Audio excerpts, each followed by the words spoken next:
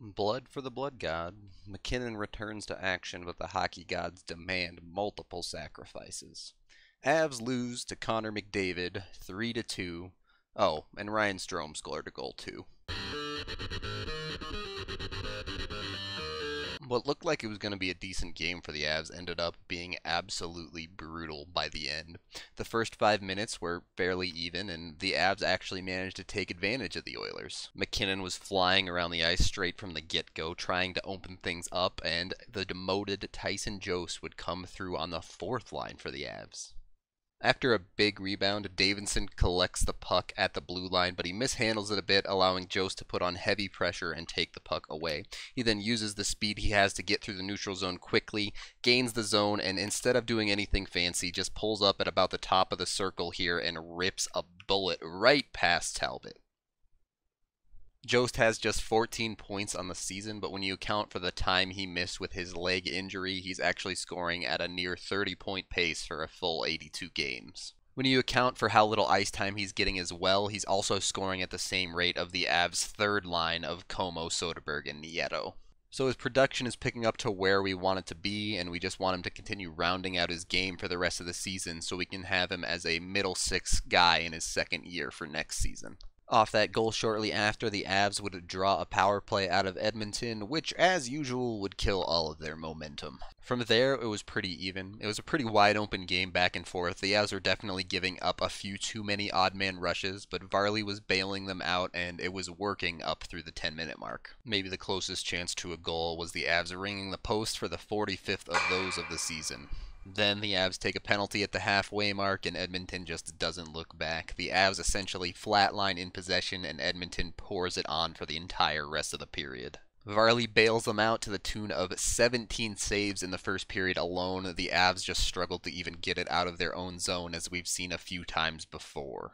So what started out as a strong period turned into a bit of a mess, but you still managed to get out with the 1-0 lead. Apparently, the Avs were quite unhappy with how that period ended, as it was reported that during intermission they didn't do any interviews, and that was a player's decision to keep everyone in the locker room and discuss that they needed to do a better job. The good news is that it worked. The Avs' second period was by far their best, and they did a great job limiting Edmonton to only 8 shots in the period. In fact, the first 10 minutes of the period was basically the opposite of the end of the first. The Avs were dominating possession, and Edmonton couldn't get anything going at all. And once again, Edmonton finds our weak spot by taking a penalty roughly halfway through the period. The Avs don't score on it. Not only that, the penalty kill swings all momentum back into Edmonton's favor, and then the Avs take a tough bounce and the game is tied. Sometimes you gotta just shrug your shoulders. This puck is gonna slide over to Benning here, who's just gonna throw it towards the net with a lot of traffic in front.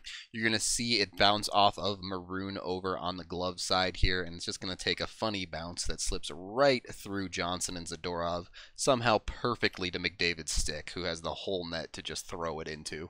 It never seems to be the plugs that get those type of bounces, huh? It's always the McDavids of the world. Maybe Soderberg could have done a better job of marking McDavid specifically there, but no one can predict a bounce like that. That's just a tough one. Thankfully, the hockey gods decided to even the score on this one, as they were getting ready to totally destroy us after this.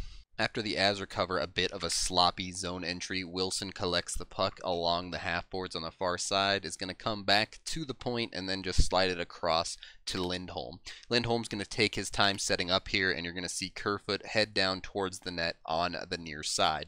Once Lindholm opts to shoot, I'm just going to give him the benefit of the doubt here and say he was shooting for the tip all the way, as he shoots it about 5 feet wide of the net, right to where Kerfoot is standing.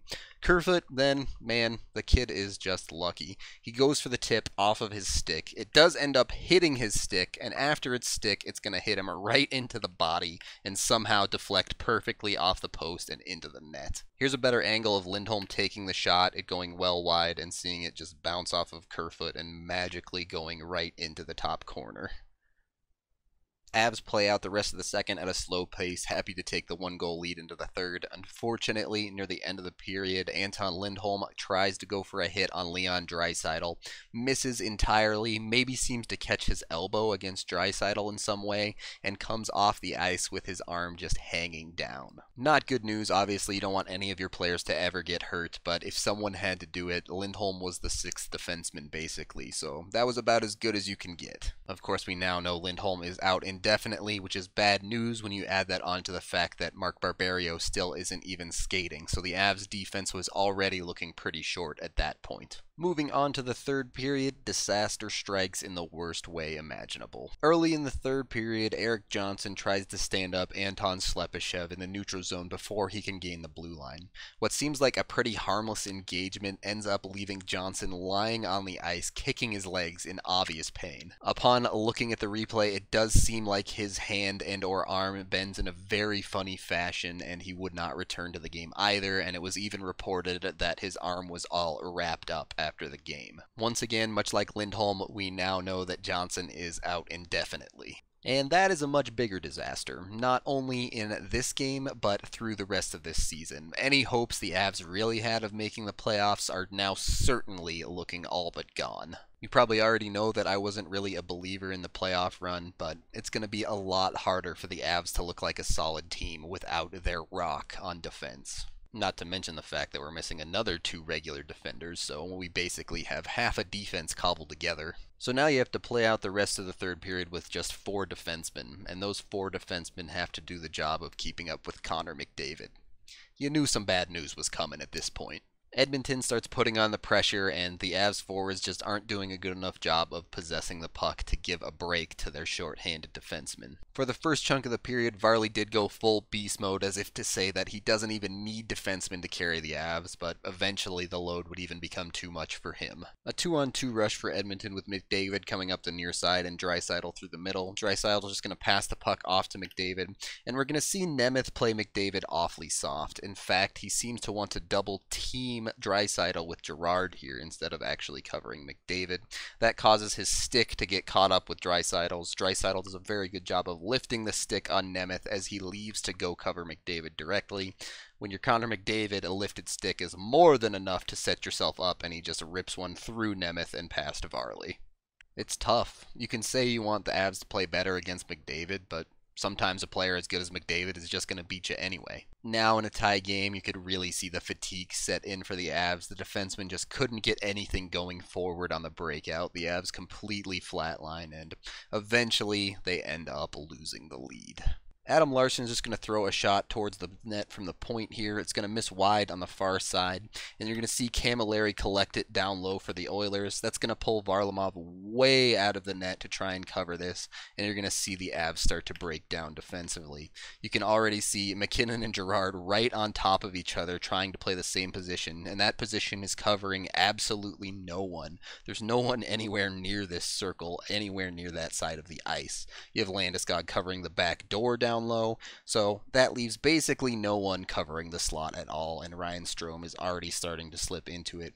Camilleri is going to see him, throw it up to him, and from there Varley, no chance at recovering on this one. It's an easy put in.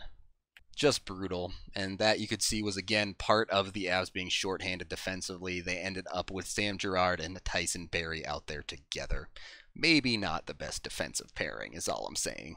So now down a goal, given the injuries the Avs have had, you were kind of just holding your head in your hands here. But the Avs were given a chance. Edmonton would take a penalty a minute later, but it's the Avs still, so yeah, that penalty wouldn't work at all in their favor. They would get in a lot of offensive zone time on it, but boy, they would just kind of pass the puck around and couldn't really seem to find anyone willing to pull the trigger. It was still a 1-goal game though, and shortly after the power play expires, McKinnon would come so close to carrying this team back into the game.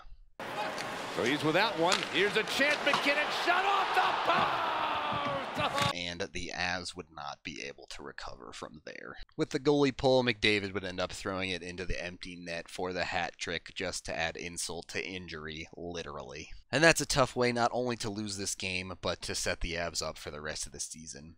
Even though I thought the Avs were going to miss the playoffs, they were definitely still in the hunt. After this, boy, it'd be hard to say that they still have a legitimate chance. The good news is, now there should be no pressure on this team at all. Let the young guns play a ton, let them get experience, let them find their footing. On defense, those who wanted to see Siemens, Mironov, and Bigra, likely we're going to get to see some of all three of them now with the myriad of injuries we've seen. So those guys are going to get another chance to prove themselves at the NHL level, and hopefully after the deadline we see Greer come back, Kamenev should be healthy soon, and we should really be one of the youngest teams in the league just looking to find the rookies that are working for us. At least this happened before the trade deadline instead of after we bought at it and then just totally screwed ourselves. So, hey, silver linings. That trade deadline decision should be a much easier one now. That is the end of this game video review. Thank you for watching. The hampered Avs will get no breaks as they still have 5 games left in the month of February. I'm Rudo3, and please,